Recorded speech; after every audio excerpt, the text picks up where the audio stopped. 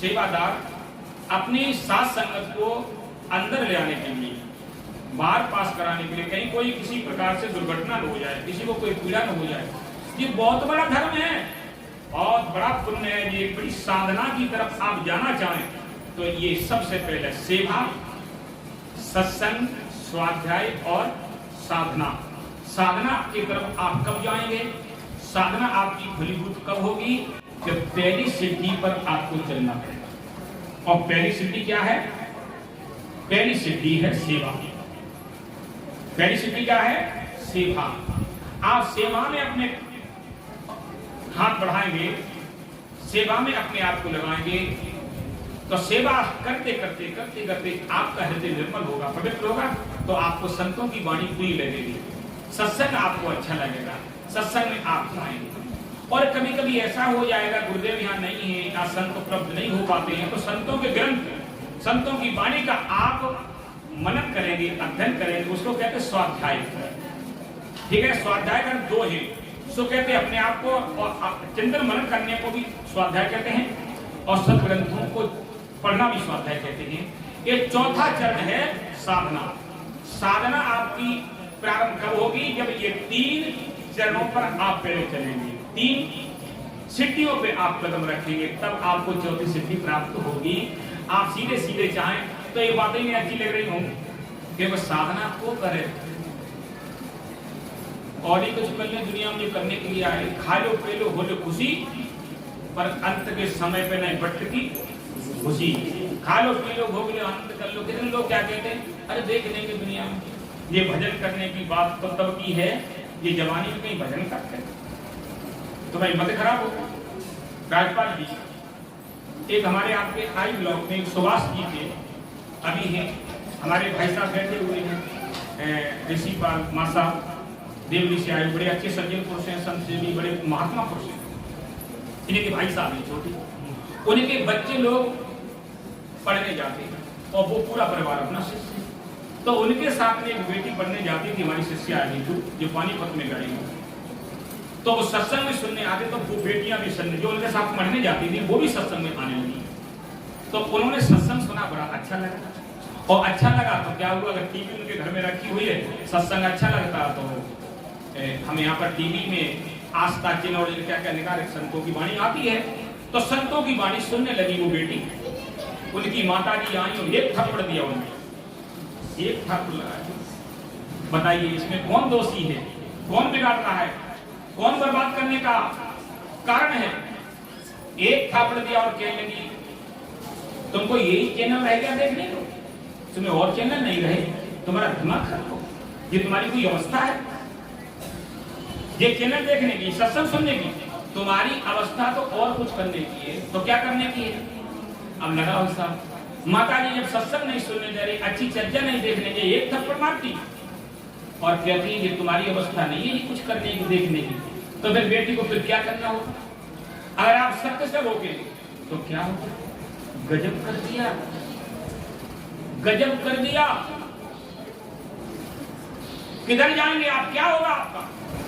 एक जगह सत्संग हो रहा था, संत आए थे महान, उस क्षेत्र के सभी लोग संत की चर्चा सुनने जा रहे थे। उस एक गांव के 2 भाई सत्संग सुनने गए और संत की चर्चा सुनकर के आए लोग, और उनको क्या सुझाव दिया? गुरु शरण में जाना चाहिए, शिक्षा दीक्षा लेनी चाहिए, भजन भक्ति में लगना चाहिए, तब आपके घर में सुख शांति प्राप्त होगी। इस राजपाल ने कहा प्रेम प्यार मिलेगा, आपको सुंदर मार्गदर्शन मिलेगा, संत के शरण में जाओ, संत से शिक्षा दीक्षा लो। या तो ऐसे ऐसे है ना, तो खुद जाने शिक्षा दीक्षा क्या होती है, ले लेंगे शिक्षा दीक्षा पहले और कुछ कर लें। और बच्ची बच्चा जवान जवान हो गए, अगर उनके मन में आए रुकिए आवे तो मत कटे नहीं कोई हमारे तुम्हारी शिक्षा दीक्षा नहीं। हमारे कितने मानव बंधु अपने बच्चों को रोक देते हैं, उनमें विराम लगा देते हैं, तो क्या होता है? उन दोनों बच्चों के भाइयों के अंदर मन में जिज्ञासा उदय हुई कि संत जी की चर्चा बहुत अच्छी लगी और गुरुदेव जी हमें अच्छा मार्गदर्शन दे रहे हैं, हमें ये स्वीकार करना चाहिए, हमको भी कल आकर के शिक्षा दीक्षा लेनी है, गुरु मंत्र लेना है, और अपने सतपथ पे चलना है। और जो गुरु जी बता रहे हैं माँ बाप की सेवा करो, अरे माँ बाप की सेवा करने का पाठ तो गुरु जी पढ़ाएंगे, क्योंकि जब तक ये नहीं बताएंगे माँ बाप होते कौन तुम्हारे, क्या लगते हैं, क्या उपकार है उनका और तुम्हारा कर्तव्य क्या उनके साथ में, ये संत ही बताएंगे। पर संत के शरण में नहीं जाएगा। दोनों भाइयों के अंदर जिज्ञासा पैदा हुई कि मैं भी गुरुदेव से शिक्षा दीक्षा ले, परंतु ऐसा करो माता जी और पिताजी से पूछ लो, अनुमति ले लो कि माता पिता की बात कह रहे थे संत जी कि माँ बाप देवता भगवान होते हैं, कोई काम करो तो माँ बाप से आगे से लेके करो। बंधुओं पहले जाते हैं माँ के पास दोनों भाई, माता जी हम गुरुदेव के शरण में जाना चाहते हैं, हम शिक्षा दीक्षा मंत्र लेकर के भजन करना चाहते हैं और भजन भक्ति के साथ साथ अपने गृह कार्यों को भी करेंगे, कोई भी काम आप करें। माता जी ने कही अरे निपूते तू जब बात पापा से मत कह दियो, हमारे 3 साल से कबू संत महात्मा की सेवा सूट नहीं करती है, हमने कबू नहीं सुना हमारे यहाँ संत आए हो और हमने कभी ये सुना कि हमारे घर के लोग संतों की सेवा। तुम जब बात अपने पिताश्री के सामने नहीं रख देना, बहुत बड़े पाप की बात है। बोले कि माँ ने ऐसे कह दिया, पर पिता से दोनों भाई जाते पिता के पास। जब पिता के पास जाते हैं तो पिता ने सीधा लट वही माता जी कह रही थी, अरे तुष्ट हो तुम्हें करवाऊं संतन की सेवा और मुझे तो शिक्षा दीक्षा भजन करने वाले बने तुम। बंधुओं छोटा भाई था वो रुक जाता है, जब माता पिता मने कर रहे तो अच्छे ही मने कर रहे हैं, इसका मतलब कोई ज्यादा अच्छे काम नहीं, ताई तो मने कर रहे हैं, ये बड़े बूढ़े ये गुरु हैं, इनको ज्यादा समझ होनी चाहिए। छोटा बेटा को रुका यानी विराम लग जाता है, और जैसे ही उधर से रुका तुरंत ही उसका रास्ता चेंज हो गया, वो चला गया दूसरे दिशा में। शादी हो गई दोनों भाइयों। बड़े भाई को समझ पैदा हुई कि पिताजी जो कह रहे हैं माता जी कह रहे हैं अच्छी बात नहीं कह रहे। एक बात है संत कहते माता पिता बूढ़े बड़े माता पिता को पूज्य ही सम्मानिए और बाधा करें परमात्मा में तो त्याग पहुंचो जानिए। माता पिता बूढ़े बड़े गुरु पूज्य ही सम्मानिए और बाधा करें परमात्मा में तो त्याग पहुंचो जानिए। वो तीव्र इच्छा मोक्ष की तो माता पिता को छोड़िए, निज आत्म कल्याण नाता सभी से छोड़िए। आप कहेंगे कि क्या शिक्षा दे रहे गुरु जी? अरे स्वामी ऋषभदेव से लेकर के महावीर स्वामी अपने माता पिता को छोड़ दिया।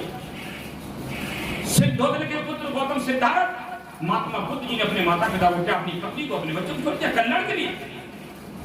महाराज भर्तृहरि ने अपने माता पिता कुटुंब को छोड़ दिया कल्याण के लिए। गोपी चंद ने अपनी ये कितनी रानियां थी कितनी पुत्रियां थी कितना राज्य था वो सारा का सारा छोड़ दिया कल्याण के लिए। और राम ने भी सब छोड़ दिया था संत की सेवा के लिए। संतों के सामने जब समस्या आ रही थी, ऋषियों के सामने आपत्तियां आ रही थी, जब उनकी यज्ञ उनके धर्म आयोजन ध्वंस किए जा रहे थे, तब उनकी रक्षा के लिए उनकी सेवा के लिए राम ने भी धनुष्मान उठाया था और पिता के वचनों को स्वीकार करके और अपने राज्य की तरफ ध्यान नहीं दिया था, चले गए थे छोड़ करके। ये संतों के भक्त थे इसलिए उनके अंदर संस्कार थे इसलिए वो चले गए थे। अगर होते वैसे ही लालची स्वार्थी तो भाई भाई में नेक नेक बात के ऊपर झगड़ा होते हैं, छोटी छोटी वस्तुओं को लेकर झगड़ा होते हैं, छोटी छोटी जगह और मकान दुकानों को लेकर के झगड़ा होते हैं। हो गया झगड़ा। कल का फोन आया था विजयगढ़ी गांव में आगरा से ऊपर भाइयों में लट चले गए नेक जमीन के ऊपर। पिताजी बताएगा इस प्रकार तुम जोतना ना, पर वहां पर जब आगे बात आई तो भाई भाइयों में लाठी चली, खोपड़ा फूट गए और वे दोनों आपस में लड़ गए जगह के ऊपर। अगर संत सेवी होते, गुरु भक्त होते, ज्ञानी पुरुष होते, शिक्षा दीक्षा लिए होते तो क्या भाई भाई लड़ने के लिए होते? भाई आपस में एक माँ ने जन्म दिया, एक माँ ने पैदा किया, एक पिता ने उनकी व्यवस्था की, तो वो भाई आपस में लड़ते? ये ना समझी क्यों आई?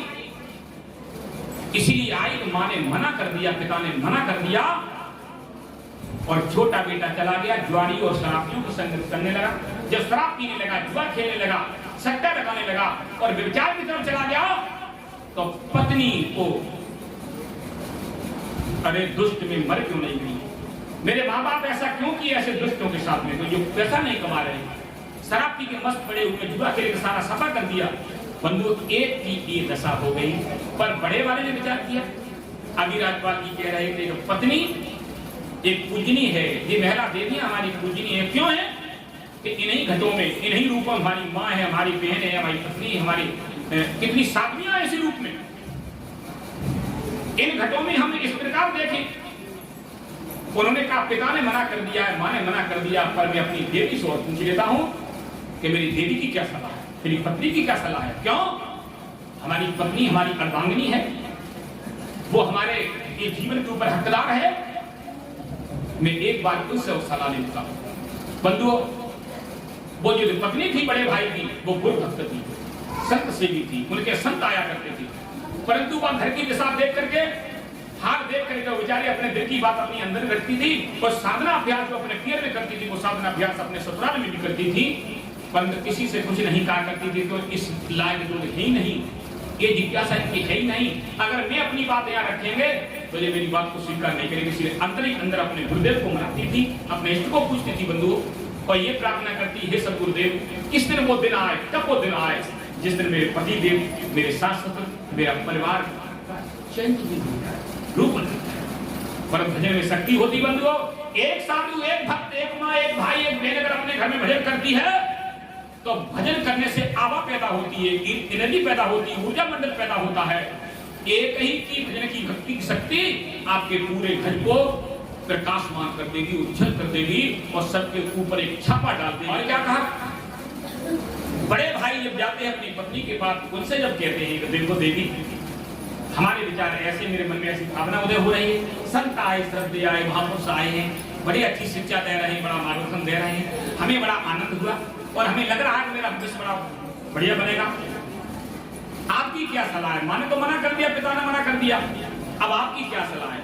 एकदम चरणों में गिर गई देवी जी और कहने लगी, ये पूछने की बात क्या है, ये तो मैं इंतजार ही कर रही थी कि कब वो दिन आए, पर ये दासी आपसे कहने की हकदार क्या होती। देखिए उनकी मानवता ये क्यों था कि वो गुरु भक्त थी, संत से भी थी, उनके अंदर करुणा थी, इसीलिए अपने पति का आदर करती थी कि मैं कैसे भी उठा के कह दूं कि आप ऐसा काम करो। परंतु कहना चाहिए था उनको, सत्य बात कहने में किसी को नहीं कहना चाहिए, पर उन्होंने जब ये कानों से सुना तो हृदय गदगद हो गया और कहने लगी, आज सूर्य उदय हो गया, आज मेरे भक्ति का फल प्राप्त हो गया।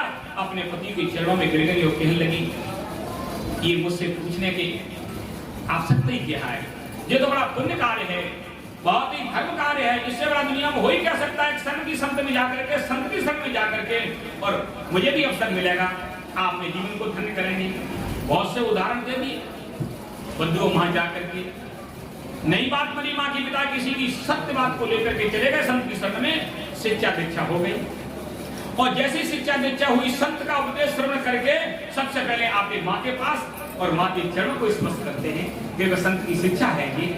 माता पिता कुछ भी कहें, डांट मारे, चाहे गुरु मारे, चाहे फटकारे, चरण कमल नहीं छुड़े हैं, सतगुरु द्वारे गुलामी हम, चाहे गुरु मारे चाहे धमकावे, चरण कमल नहीं छुड़े हैं। माता पिता भी गुरु होते हैं बंधुओं, प्रथम गुरु है माता पिता, रक्त बिंद के जो है दाता, प्रथम गुरु माता पिता ही होते हैं। अगर अच्छे विचारवान हैं तो गुरु के रूप हैं, पर उन्हें अपने पद का ही पता नहीं है क्या, उनके उनका पता नहीं, कभी अच्छी जगह नहीं बैठे। कहने का तात्पर्य, माँ के चरण स्पर्श करे और पिता के पास आशीर्वाद लेने जाते हैं, पिताश्री हमने आपकी आदेश का उल्लंघन किया, इसके लिए मैं क्षमा चाहता हूँ और मैं अपना भजन करता हूं। पिता के पास जाते, चरण स्पर्श करते तो फटकार देते, पिताजी अरे दुष्ट निपुते, तेने मेरे आदेश का उल्लंघन किया तो तेरे लायक नहीं है, यहाँ से मेरे सामने से हट जा। और जो कोई कुठरिया टूटी फूटी उसी में उनको भेज दिया, इस घर में रहने लायक भी नहीं है, और जो तेरा हिस्सा है छोटा मोटा उसको भी मैं देता हूँ, तेरी जमीन हुई तो, पर आज से तू मेरा पुत्र नहीं है।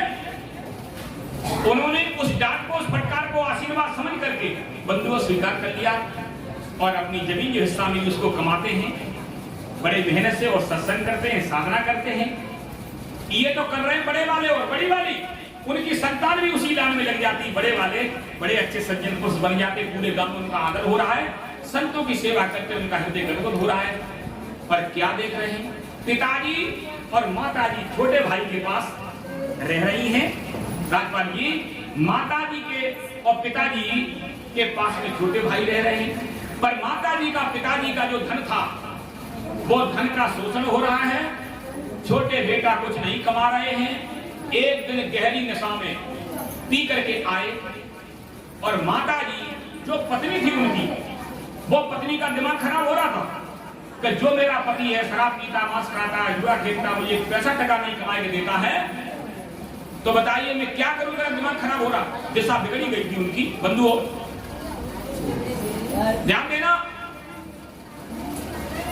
वो पीड़ित थी, परेशान थी। वो एक बार गहरी नशा में आता है और माता जी की सेवा और न पिता की सेवा न उनकी पत्नी कर रही है, और बेटा तो लगाई है सेवा करने में। नशा में आके पूछता है अपनी पत्नी को, मां कहां है?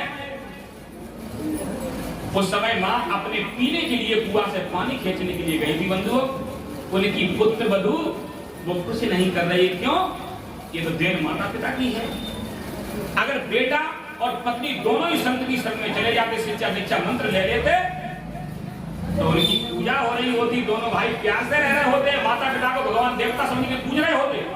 परंतु जब उन्होंने पूछा कि माता जी कहां है,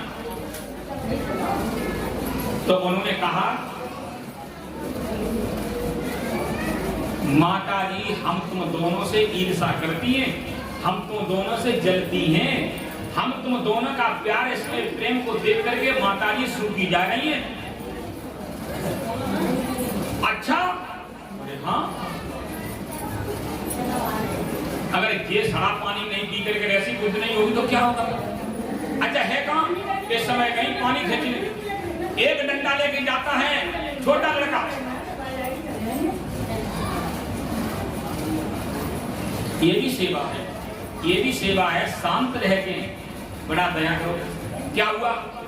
माता जी कुआं से बाल्टी खींच रही थी पानी अपने पीने के लिए और अपने पति को पिलाने के लिए। बंधुओं, बेटा छोटा जाता है और क्या बोलता है, तुझे बताता हूं रामदासी, तू मेरे दोनों के प्यार को देख करके जलती है। एक धक्का मारा राजपाल जी, बुढ़िया मां कुआं में गिर जाती है। ये किसकी देन है? माता जी को कुआं में किसने डाला? माता जी के आशीर्वाद ने, माता जी की कृपा ने।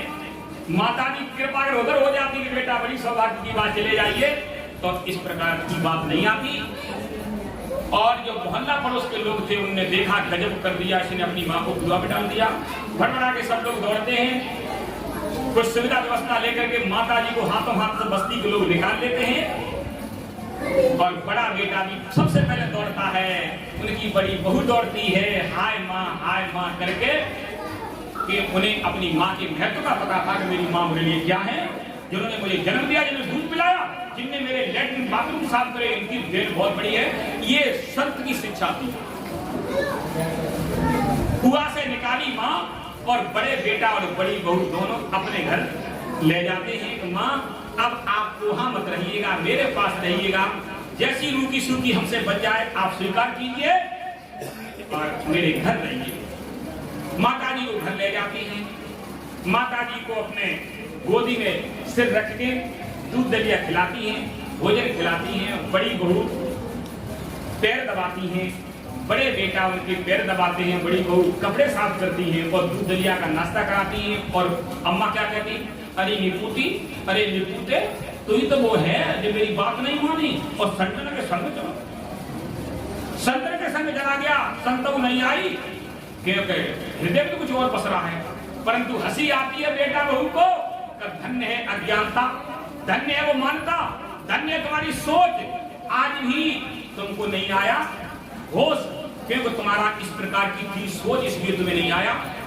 पर कुछ भी सही, मेरा धर्म है, मेरा कर्तव्य, मैं ऐसा करूं। दोनों बहू बेटा सेवा कर रहे हैं। अब थोड़े दिन के बाद में क्या होता बंधुओं? अब फिर दोबारा शराब पी के आता है। अब पिताजी लठ लेके बोले कि दुष्ट, तेने हमारी सारे पेंशन के पैसा बर्बाद कर रहे हैं, हमारे खेत के अनाज को सब तूने बेच दिया, सरसों से सब बेच दी, गेहूं तेने बेच दिया, क्या खाएगा, क्या मुझे खिलाएगा? अरे सत्यानाशी, तेने ऐसा कर दिया। और बाई धुंध में नशा में एक लठ उठाया, बुढ़े मैं तुझे समझा दूं क्या होता है, सो आज शिक्षा में तुझे देता हूं। और लाठी लेके भागा और निगाह पड़ गई बड़े बेटा की, नजर जब पड़ी और एक जब दोस्त ने माता जी को कुआं में डाल दिया, कहीं पिताजी की खोपड़ी में फोड़ दे, और बड़ी भगाई करी, दूर पड़ गया मामला। बहुत भगाई करी, तब तक क्या होता है कि बोका राक्षस क्या मानेगा, आकर के पिताजी के बीच ही सिर में पटक गई। पिताजी एक में ही खेल गए। पड़ोसी जो लोग थे उन्हें मिल गया मौका, तुरंत 100 नंबर पे कॉल कर दिया कि जल्दी आ जाओ। यहाँ पर एक बंदे ने अपने पिताजी को मार दिया। देवी जी जो थी छोटी वाली, फिर पहले से परेशान थी, बिन की दशा पहली बिगड़ गई थी, बिन का रास्ता चेंज हो चुका था किसी अन्य जगह। पिताजी छोटे बेटा की लाठी से मारे गए, मां तो पहली कुआं में डाल दी। मोहल्ला वालों को अफसर मिल गया, 100 नंबर पर कॉल कर दिया। सो बेटा को पकड़ ले गए, जेल में पटक दिया। अब घर में को रह गया, घर में रह गई छोटे बेटा की बेबी पे अपन पीरवना ही नहीं, वे मां कहीं या जाना चाहिए था उनको पहले से पहले। अब आप समझ रहे होंगे कहां गई होंगी। तो मुझे ऐसे उल्लू बिल वाले बहुत मिल जाएंगे हमें और अच्छे मिलेंगे तुमसे बढ़िया। क्या हुआ, घर का क्या हुआ? जिन लोगों ने सत्य को अपनाया, जिन लोगों ने संत को स्वीकार किया, उनकी शिक्षा को जीवन में उतारा, उनका क्या हुआ? उनका विश्व बन गया।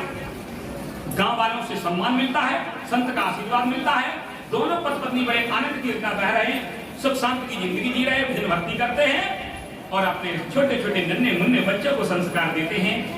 और जिसने अपनी दिशा को चेंज कर दिया था माता पिता की बात मान करके, तो उसका क्या हुआ? जेल में पड़ा है। माँ का क्या हुआ? कुआं में डली थी। वो तो छोटे बेटे बड़े बेटा अगर नहीं सामने आते तो वो चली गई होती। पर पिताजी को एक में ही कर दिया खेल और देवी जी किसी दूसरे के साथ में क्या कर गई? सपा कर गई। बंधुओं, सदगुरु कबीर साहब भी कहते हैं, संगत से सुख उपजे कुसंगत से दुख होए, कहें कबीर वहां जाइए जहां अपनी संगत होए। अपनी का मतलब मैं कौन हूं? मैं आत्मा राम चेतन हूं। जहां आत्मा राम चेतन देव की चर्चा होती, संगत होती है, वही हमारी अपनी संगत है। तो उसके लिए खुलासा, संगत कीजिए साधु की, हरे कोट अपराध, ओची संगत कूड़ की आठों के उपाय। बंधुओं, ओची संगत नहीं करनी चाहिए, गंदी संगत नहीं करनी चाहिए। और गंदी संगत करने वाले का क्या हाल होता है? जो छोटे बेटा का और दोनों माता पिता का हुआ, उन्हीं के कारण बहू का क्या हुआ आप सुन ही चुके हैं। यदि इस प्रकार आप करेंगे तो आपके सामने कोई ये दृष्टांत एक का नहीं है, ये दृष्टांत एक का नहीं बंधु। ऐसे उदाहरण मेरे पास में जीते जागते बहुत हैं, जिन बेटाओं ने कुसंगत में पढ़ करके अपने माता पिता को उड़ा दिया। एक उदाहरण नहीं है, मेरे पास बहुत उदाहरण है बंधुओं। कहां तक उदाहरण दूं? निवेदन इतना ही है कि आपको राज्यपाल जी अभी कह गए, वो बात भी आपको स्वीकार करनी चाहिए। और मैं जो निवेदन कर रहा हूं, आप करें तो भी आपकी मर्जी है, न करें तो भी आपकी मर्जी है, परंतु मेरी है अर्जी। संत कहते हैं लिखता हूं अर्जी पे अर्जी, पर कभी तो होगी दयाल की मर्जी है, अर्जी है, मर्जी अर्जी है हमारी और मर्जी है तुम्हारी। एक डाल पर पंछी बेटा, एक पे गुरु और चेला, अपने कर्मन गुरु उतर गए, अपने कर्मन चेला। 2 दिन का दर्शन मेला हो जाएगा हंस। इसलिए हे मेरे प्यारे बंधुओं, ये काम बड़ा पुण्य का है और ये काम करने के लिए हमें मनुष्य जीवन मिला है और इस काम के लिए समय नहीं देना। सदगुरु कबीर साहब कहते हैं, आज कल करते हैं, आज कर, आज करते हैं अब, पल में परलय होगी बहुर करेगा कब। काल करना उसको आज कर और आज करना उसको अभी से संकल्प कर ले, क्योंकि काल करते काल है मोर भरोसा गांव, एक तन काचे कुंभ है बिरस जाए फिर मान। घड़ी पलट की सुध नहीं करो काल का साथ, काल अचानक मारे जीती तो को बाज। इसलिए बंधुओं, जीवन का कोई भरोसा नहीं कब क्या हो जाए। इसलिए जल्दी से जल्दी हमें अपनी साधना भक्ति करनी चाहिए, संत सेवा गुरु शरण में जाकर के अच्छे संस्कार प्राप्त करना चाहिए और अपने जीवन का परम लाभ सबको लेना चाहिए। गुरु पूर्णिमा के पावन अवसर पर उपलक्ष्य में आपके बीच में जो सर्वदेश संत महापुरुषों की वाणी वचनों का यहाँ पर प्रसारण किया गया, आपने संसाधन किया, आपने अपना अमूल्य समय दिया और बड़े प्रेम से आपने गुरुवाणी को श्रवण किया, संत वाणी को श्रवण किया। इसलिए आपको साधुवाद देता हूँ, धन्यवाद देता हूँ और इन्हीं वाणियों के साथ मैं अपनी चर्चा को समाप्त करता हूँ।